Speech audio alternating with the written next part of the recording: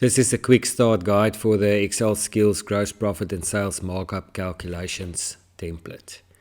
The template enables users to calculate the gross profit percentage of any single product based on a specified sales markup percentage and to calculate the sales markup percentage of any single product based on a specified gross profit percentage.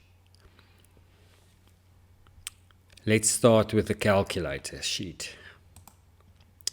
So on the calculator sheet, we have user input cells for the sales tax percentage and the sales amount excluding sales tax at the top. And then we have a gross profit percentage and a sales markup percentage. So in the sales markup calculator section, the calculations are based on the gross profit percentage which is entered in this cell.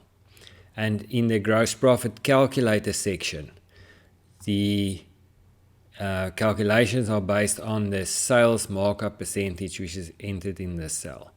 So what the template basically does is it converts a gross profit percentage to a sales markup percentage and does the sales inclusive and exclusive values and sales tax, as well as the cost of sales and gross profit calculations based on these percentages, using one to calculate the other.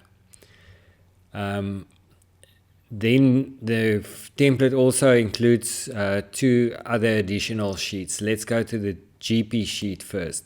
So the GP sheet enables users to calculate gross profit percentages for a list of products where you know what the sales markup percentages are.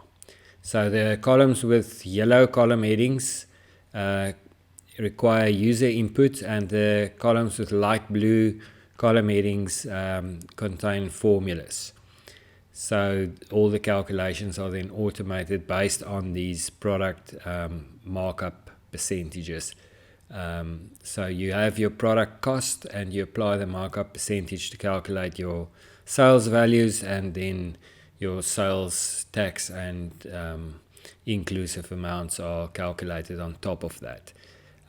You can add more products to this template by simply just copying these formulas in the light blue columns. So you copy the entire row and then paste in or enter your user input information.